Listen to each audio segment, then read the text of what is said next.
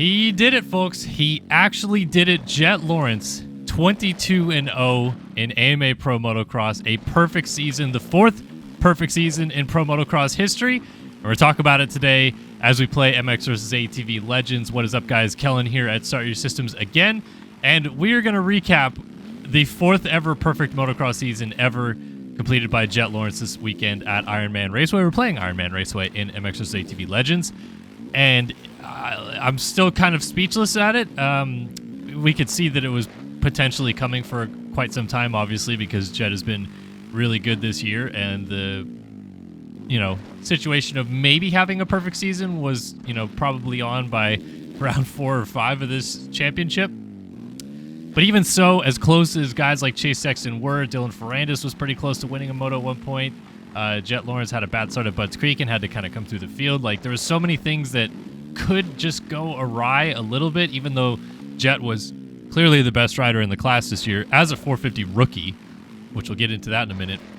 It still felt like there was every chance that something weird might happen. If you go back to the 2 perfect seasons that Ricky Carmichael had in 2002 and 2004, and even the perfect season that James Stewart had in 2008, it felt like there were many things that happened in those seasons that were just, easy for them to fix.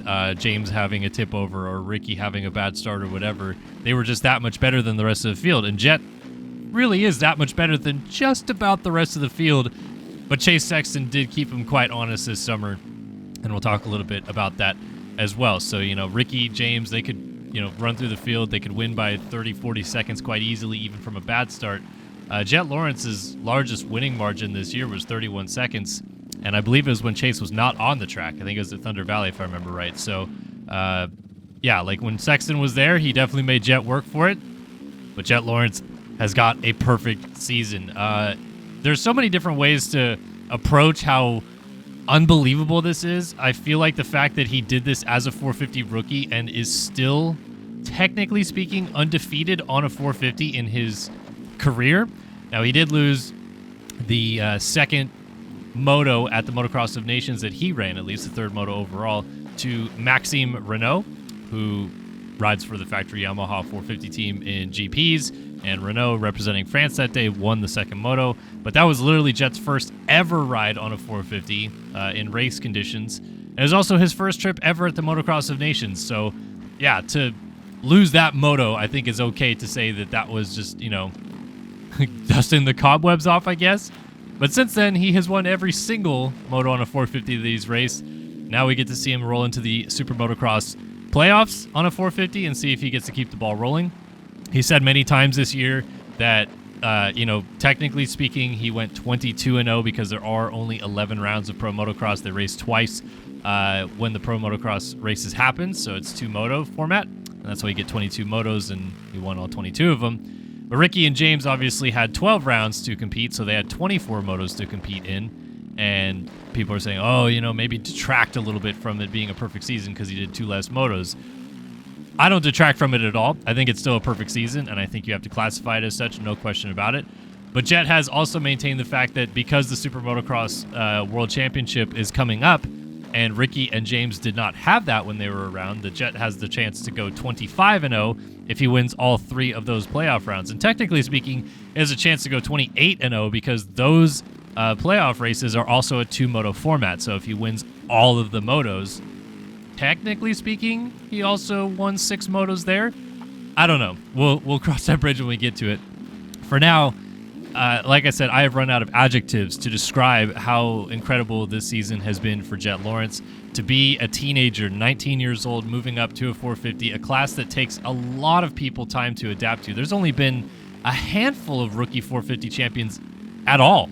Between motocross and supercross, there's only ever been 2, technically speaking, rookie 450 supercross champions in Jeremy McGrath and Ryan Dungey. There's been more 450 rookie motocross champions with, Dylan Ferrandis, Ken Roxon, Ricky Carmichael, Ryan Dungey's another one as well, and you could continue going down a little bit further. I think there's a few more, but just to do this at this age, the way that he's done it, and against the competition that he's done it against as well. Look, there's been a lot of people that have said, oh, there wasn't so many people on the track. Eli Tomac was injured. Ken Roczen chose to race WSX. Justin Barcia was hurt. Jason Anderson missed the first half of the year. Like, all this stuff like that. He still beat Dylan Ferrandis, who 2 years ago worked Eli Tomac to win this title. And I know he was a little bit injured, but still. He beat Chase Sexton in 75% of the motos or so. And Sexton last year took Eli Tomac to the very final moto of the year. Pretty much tied on points going into the last moto. And Tomac won the title, but Sexton definitely kind of made Eli work more, I guess you could say, for winning his title. And then, yeah, Aaron Plessinger, a national champion. Adam Cianciarulo, a national champion. There's just so many names that you could go through and say, look, I mean, Jason Anderson, he came back and is a Supercross champion and has won motos and overalls, and he as well was not in the mix or really kind of close even. So Jett demolished the field, really except Chase Sexton, as well as sometimes Dylan Ferrandis. Ferrandis was close on occasion, but Sexton was the one that definitely kept him the most honest. And yeah, Jett is unfreaking believable. 22 straight moto wins. At this point, what I'm kind of looking at with him is, I've heard people say, oh, he's already he should be considered like a GOAT at this point because of what he's doing. And I get that argument because he's done something that quite literally has never been done, which is have a perfect season as a rookie. But I do need to see the stat padding, I guess is what you'd call it, a little bit. He's now 21st all-time in 450 motocross wins. He's just one behind Ryan Villapoto. He has 11. Villapoto has 12. But he needs to have 23 more wins to get up into the top 3 all-time on wins, which I fully expect would happen. But right now he's not there. So, there's so much more accolades built up ahead of him that he needs to get to. He needs to obviously perform well in Supercross to get to a level of GOAT status, which he has his 250 Supercross titles, but what is he going to do in 450 Supercross? Well, probably something maybe similar. I don't think about perfect season, but I'm sure he comes in as more of a favorite than a lot of people anticipated to his rookie 450 season in Supercross next year. And then we can talk about, okay, yeah, maybe if he gets a Supercross title or 2 and then gets a couple more outdoor titles, then we can say, okay, we have to have a discussion about where he ranks in terms of the all-timers in this sport. For now, I'm not quite there. I'd say, you already probably put him like top 15 at least all-time, if not top 10 with this season, but definitely truly a remarkable accomplishment. Like I said, I wanted to talk about Chase Sexton a little bit because it's unfortunate. I feel like Sexton has received a lot of backlash this year. Unwarranted, really. Yes, he did get kind of gifted the Supercross title because Eli Tomac tore his Achilles, but that's not Chase's fault. And Chase at the time did not celebrate Eli Tomac tearing his Achilles. He was very respectful about it. He made sure that he did it like a tasteful way of respecting Tomac, and said that he really misses him out there as a competitor, and feels awful that that's the way that he went out of the championship, and was super nice about it. Yes, he happened to be there to win the title when Tomac tore his Achilles. That doesn't make him less of a person, less of a racer. He was only 16 points down of the championship in the first place when Eli did it, so it's not like he was way out of it. And he also won quite a lot of races this year in Supercross, so I don't feel it's fair to take that away from him in terms of winning that title. And then outdoors, he first of all came into the season a little bit under the weather. He had crashed the week after the Supercross championship was clinched. He crashed, I think, and was a little bit sore coming in, then got mono, so he had an illness. Still almost beat Jett at the first round of Fox Raceway. He was right on him all the way to the very end. And that was after he crashed in practice or qualifying for that race and got concussed, and they didn't really realize it. And then he crashed again 3 days after, I think it was, the first round. And then he actually got a pretty good concussion, so that's why he missed rounds 2 through 4 of this championship, came back at Redbud, and was off to the races from there. So he was also coming back, trying to get into the flow of things again, off of concussion, and trying to kind of race his way back into shape, while Jett was at 100% the whole time. And, not taking away from Jett, is what I'm saying is that Chase also had, a few cards stacked against him this year, and eventually built up to a level where he himself said, I think I was going faster towards the end of the year this year than he was against Eli last year, and Jett still beat him. So I don't think that we can crap all over Chase for what he's done this year, because he threw everything at it up until the very end. Literally the last lap of the year, he ran one of his fastest laps of the race in the ruts, in traffic, all that, trying to get to Jett, and kept it, within a few seconds. When Ricky and James had their perfect seasons, they did not have a guy like Chase Sexton beating their door down every week. Ricky did have Wyndham sort of one year, but that was about it.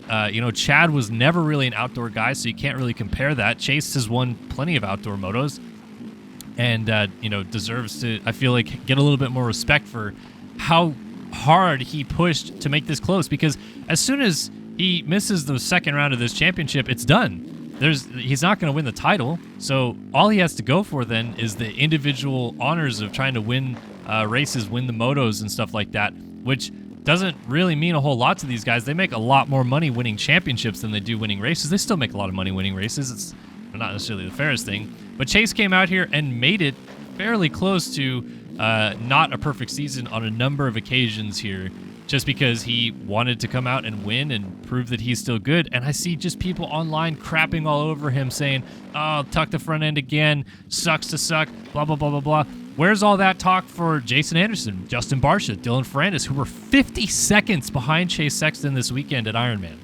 Like, that's so, to me, it's just so unfair, the criticism that Chase has received for not being able to beat Jett as a rookie when none of those other guys who are national champions could either. I feel like it's a little bit disrespectful the way that Chase has been kind of treated by some of the fans in this aspect. So just wanted to say that, because as much as Jett going perfect is remarkable, it wasn't without people pushing him, and Chase definitely made him work. So credit to Chase as well for making this, the races at least, more interesting week after week. And it wasn't like we rolled into Ironman saying, yeah, Jett, as long as he starts like, top 20, he's going to get it. No, it was Chase is going to make him work for this one, and he certainly did this weekend as well. So, yeah, many congratulations to Jett Lawrence. The sky is quite literally the limit. I was talking to my boss, Jason Wygant at Racer X, after the race, and he was even saying, look, Ricky and James coming through the ranks, we knew they were going to be really good. Ricky and James won a lot of titles as amateurs and had natural talent just pouring out the wazoo for both of them. So it was obvious that the talent and the work ethic for both of them was going to stack up to greatness, and it did for both. With Jett Lawrence, yes, he did burst onto the scene a little bit as an amateur with a junior world title. He's obviously following in the footsteps of his brother Hunter, who went to Europe, and then the whole family followed. But it wasn't like Jett was over dominating EMX races and winning a ton of junior world titles and stuff like that. He was really good, no doubt. But I don't know if you can put him in the same echelon of amateur career on comparison to Ricky Carmichael and James Stewart. Those guys were on another level coming into their professional careers. So the fact that we had not literal motocross Jesus is what, that's what we were basically calling James Stewart and Ricky Carmichael when they're coming through. Jett Lawrence was not necessarily touted as that. Turn into what he has become shows the work ethic that he really does have. It's not all built on talent. The talent is immense, but he's so methodical and smart and has great racecraft and awareness, and for someone his age is really, really impressive, and doesn't probably get enough credit for the fact that he's turned into this guy seemingly in the past 4 or 5 years is what I'm saying. He turned pro, didn't start winning right away. He almost did, but he was, not winning his first ever race like James Stewart pretty much was doing. Ricky also right from the get-go was battling at the front, things like that. Like, Jett built up to a level of dominance that is pretty remarkable. So again, congratulations to him, and sky is the limit. Wanted to talk a little bit more about 250s, because while Jett winning the perfect season is incredible, maybe even more incredible is the fact that the Lawrence brothers swept the championships in AMA Pro Motocross this year, as Hunter Lawrence clinched the title after finishing, I think it was 5th in the first moto on Saturday at Ironman in the 250 class. And that, the writing was on the wall a little bit there. Hayden Deegan with the DNF at Unadilla, and then just, the struggles that had happened after that with the restart of Budds Creek, Justin Cooper moving to second in the championship, but then Lawrence winning the Budds Creek National. you just felt like it was building to the point that Lawrence is going to win this title pretty easily, and not easily, but he didn't have to work too hard for it in the first moto because Cooper went down in the second corner and was way back. So in that aspect, a little bit easier. And yeah, the Lawrence brothers sweep the Nationals, which again, if you're the parents of Hunter Lawrence, Darren, and I think their mom's name is Emma, you have to just be immensely proud of what the boys have accomplished, moving to the USA after moving the whole family to Europe and leaving their home in Australia and leaving the comforts of that to basically chase the dream of being, motocross champions. And now they are both motocross champions at the same time. I can't even imagine what that must actually feel like for the family as a whole. Got to be just really, really rewarding to know that all that hard work that they put in has paid off. For Hunter's sake, though, look, he was the best 250 rider all year. Won just about every Supercross race that he entered, and then was a consistent force at the front of the field every moto that he lined up for in Nationals. Even so, he crashed out of the first moto or the second moto at Redbud in a massive first turn pileup. We thought, oh, maybe the championship's over. He came back, had a DNF because of a bike failure the very next moto at Southwick, and still just never stopped chipping away, still just was right there battling for moto wins, race wins, and competing for overall wins on the trot every single week, and a deserved champion. Yes, Hayden Deegan was really good as a rookie. Yes, Justin Cooper also missed 2 motos because of his crash at High Point. Joe Shimoda took way too long to get the ball rolling this year. But Hunter Lawrence was there and deserves this championship wholeheartedly, 100%. And really cool to see him also kind of get his shining moment as well, because as much as we talk about Jett and his story, a lot of Jett's story comes from following the trials and tribulations of what Hunter Lawrence had to go through with moving to Europe and dealing with some kind of shady teams in Europe as well. Getting his big break and moving to the USA with Geico Honda. Still had to race another season of GPs for 114 Motorsports over there.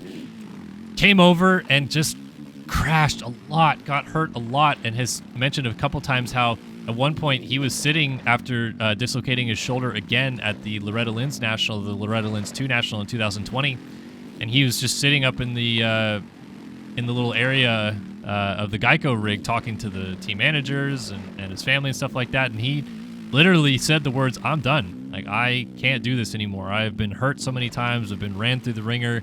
It's not working. I keep getting hurt." And like his brother, he was really resilient to just continue to fight through that and become a champion in both Supercross and Motocross. It's really cool to see, and he deserves a lot of credit. Last thing I wanted to talk about is the Hayden Deegan jump lines. There was 2 of them this weekend. Both were massive. One was coming out of the tunnel that I'm going to come up to in a minute, and I'm going to try to accomplish his line. And there were 2 lines that just nobody wanted any part of. It's only because Hayden Deegan is just kind of like a freak that he was even doing them. But basically, he'd come through this section, he'd triple up to this hill, you double down, and then let's see if I can carry enough momentum to jump all the way into the gully. That's where he would jump. Can I jump up to here? Look at that. Turn that into a big line right there. He was not doing the second part, but he was jumping all the way down to the gully, which a lot of those people wanted no part of. And then the one that was definitely popularized this weekend, a lot of people posting about it, was this finish line, which I think everybody kind of assumed was possible, but nobody really had any interest in doing it. It'd come out of this corner, I'm not going to get it, but you would launch all the way down to that single jump right there. And it's a risk versus reward thing. The reason Jett Lawrence and the 450 guys and anybody on a 250 don't do it is because there is plenty of risk of blowing out a wheel doing that. He's in the air for so long. He's landing on a knuckle that is quite tiny. If you go a little short or a little bit long, you're definitely blowing a wheel out. Deegan's good enough to know exactly how much speed he needs every time, but definitely a little bit of a risky move for sure. Cool, no question about it. I was standing trackside during the second moto, I think it was, that he was doing it pretty consistently lap after lap, and the thud on the ground that he was making for jumping that and landing as far as he did was pretty remarkable. And I think it says something that even in this video game, it's not the easiest thing to do when most lines in video games are supposed to kind of be unrealistic because it's a video game. So massive credit to Deegan. You have got more cojones than I do, that is for sure. And big sends all day long.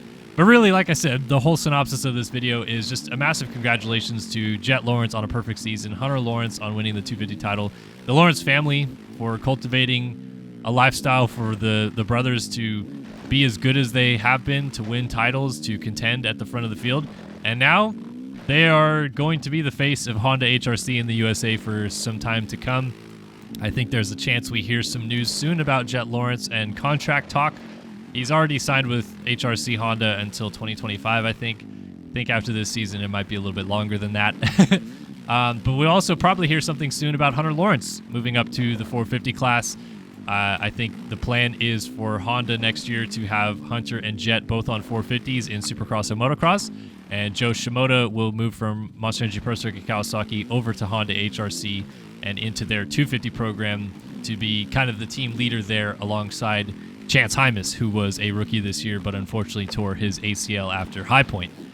So that is going to be Honda moving forward. And for all those people that have been complaining all year long that Hunter's too old for the class, well, he's not in the class anymore. So chill out. I mean, I guess technically speaking, he is going to race Super Motocross, but that to me doesn't really, classify. I feel like you have to look at it at the fact that he is going to be moving out of that class next year and, has definitely earned it. So congratulations again to the Lawrence brothers, the Lawrence family, and everybody for a unbelievable season of AMA Pro Motocross. And thank you guys for tuning in. Hopefully you enjoyed this video. I hope to see you guys in the next one. So long for now.